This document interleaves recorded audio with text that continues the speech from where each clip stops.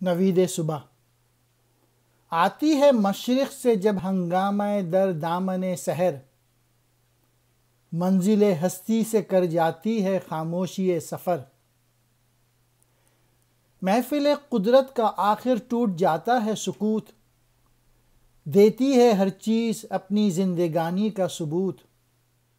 ہنگامہ در دامن، دامن میں رونق لیے ہوئے، منزل ہستی دنیا کو کہتے ہیں، محفل قدرت یہاں پہ ہی مراد دنیا ہے، سکوت کہتے ہیں خاموشی کو، زندگانی زندگی گزارنے کا عمل۔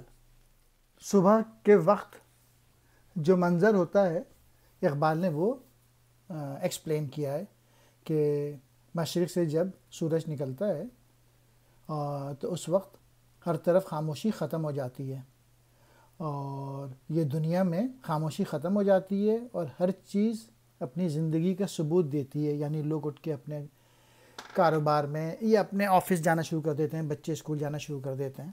شکریہ۔ چہچہاتے ہیں پرندے پا کے پیغام حیات، باندھتے ہیں پھول بھی گلشن میں احرام حیات۔ چہچہانا یعنی گاتے ہیں، پا کے حاصل کر کے، پیغام حیات زندگی کا پیغام۔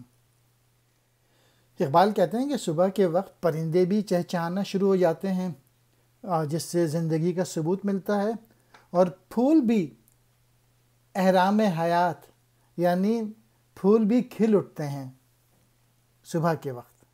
مسلم خواب دیدہ اٹھ، ہنگامہ آرا تو بھی ہو، وہ چمک اٹھا افق گر میں تقاضا تو بھی ہو۔ اور علامہ اقبال اب اپنے مین میسج پہ آ گئے کہ مسلمانوں جو تم لوگ سو رہے ہو اٹھ جاؤ، تم لوگ دنیا میں کچھ کنٹریبیوٹ نہیں کر رہے، تم لوگ بھی اٹھو، اپنا پوٹینشیل ڈیولپ کرو اور تم بھی اس دنیا میں کنٹریبیوٹ کرو۔ مسلم خواب دیدہ اٹھ، اے سوئے ہوئے مسلمان جاگ، ہنگامہ آرا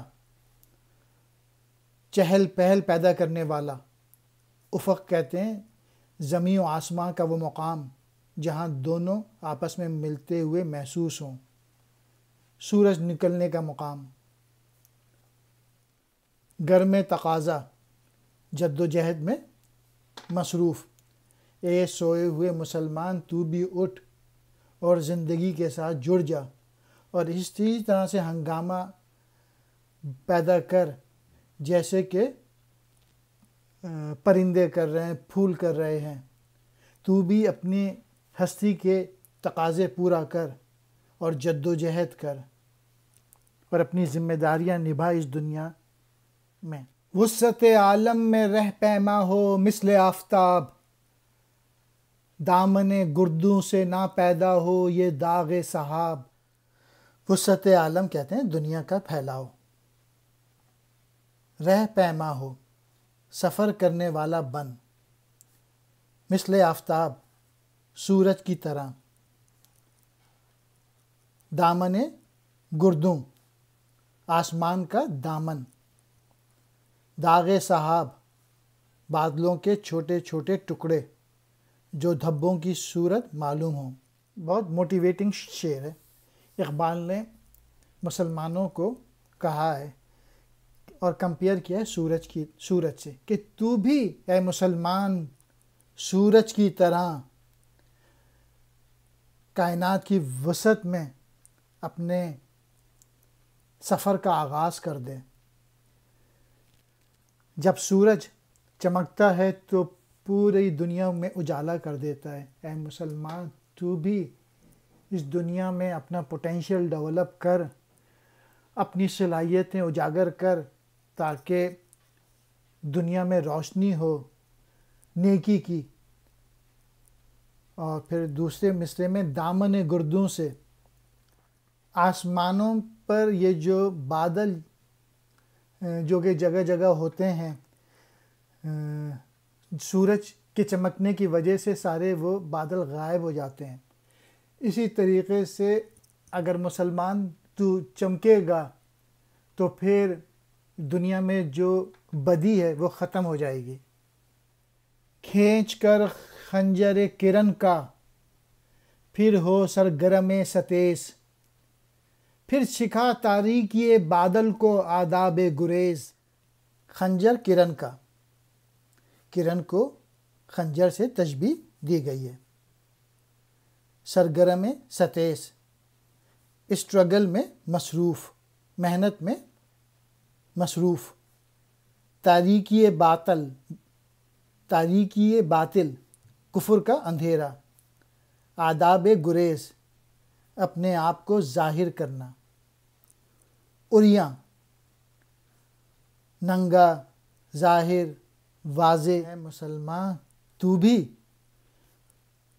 سورج کی کرنوں کی طرح اپنے خنجر کو تیز کر دے اور باطل کے خلاف جو چیزیں دنیا میں غلط ہو رہی ہیں اعلان جنگ کر دے اور حق کے مقابلے میں باطل کو فرار ہونے پر مجبور کر دے۔ تو سراپا نور ہے، خوشتر ہے عریانی تجھے، اور عریاں ہو کہ لازم ہے خود افشانی تجھے۔